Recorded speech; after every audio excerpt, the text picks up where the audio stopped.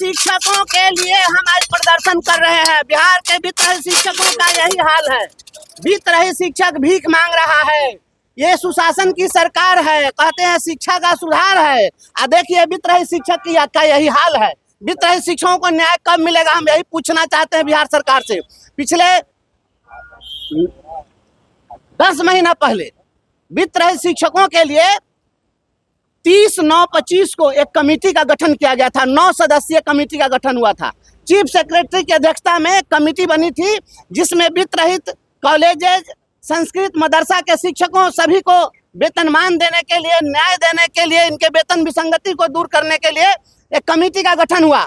और इसी सदन में शिक्षा मंत्री ने बजट सत्र में आकर के कहा कि हम 1 सप्ताह के अंदर इसकी बैठक कराएंगे। और 1 सप्ताह के बदले आज कितने महीने बीत गए, आज तक कोई बैठक नहीं हुई। हम यह पूछना चाहते हैं कि 1 सप्ताह में कितना दिन होता है, कितना महीना होता है। और जो कमेटी की जो बनी थी, उस कमेटी को प्रत्येक महीने बैठक करनी थी। उसमें लिखा हुआ था कि हर महीने बैठक होगी और समीक्षा करके रिपोर्ट दी जाएगी और सुझाव दिया जाएगा। आखिर इसका नहीं हुआ।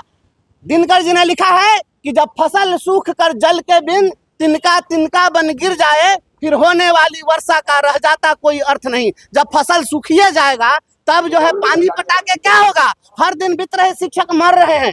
हमारी योग्यता जरा आप देख लीजिए, हमारी योग्यता क्या है। हमारी योग्यता पीएचडी है।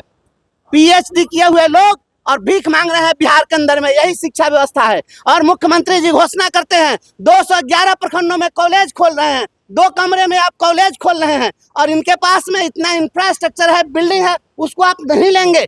और आप जिन प्रखंडों में वित्त रहित कॉलेजेज हैं, उन प्रखंडों में आपने कॉलेज क्यों नहीं खोला। उसमें आप इसलिए कॉलेज नहीं खोले क्योंकि वहाँ वित्त रहित कॉलेज हैं। तो जब आपकी निर्भरता वित्त रहित कॉलेज पर है, तो फिर आप वहाँ नहीं खोल रहे हैं, तो निर्भर आप उस पर क्यों है जब आप उसको पैसा नहीं दे सकते हैं। तो हम यह सवाल पूछना चाहते हैं। आप जो है क्या किए, आप पीएम श्री स्कूल के नाम पर जो आप ड्रामा किए कि हाई स्कूल को हम पीएम श्री बना रहे हैं। जो राष्ट्रीय शिक्षा नीति है उसके तहत पीएम श्री का जो कंसेप्ट था, उसमें था कि यह आसपास के विद्यालयों को नेतृत्व प्रदान करेगा। तो नेतृत्व प्रदान करने के बदला में बगल के मिडिल स्कूल के 6ठा से 8वां तक के बच्चा को अपने यहाँ ले लिए, उसका स्वरूप बिगाड़ दिया, वो प्राइमरी स्कूल हो गया। और 6ठा से 8वां के बच्चा को पढ़ाने के लिए हाई स्कूल में टीचर नहीं है। यह शिक्षा सुधार हो रहा है। अब दो दो कमरा में आप जो हाई स्कूल में जाकर जबरदस्ती कब्जा करके उसका कॉलेज खुलवा रहे हैं। और ये वित्त रहित शिक्षक कहाँ जाएंगे। खाली कटोरा लेके क्यों आए? खाली कटोरा हम बता रहे हैं कि वित्त रहित शिक्षकों का यही हाल है। इनके पास में कोई चारा नहीं है। पढ़ा लिखा लोग कहाँ भीख मांगेगा, कहाँ बउआएगा, किसके पास जाएगा। और हमेशा यहाँ पर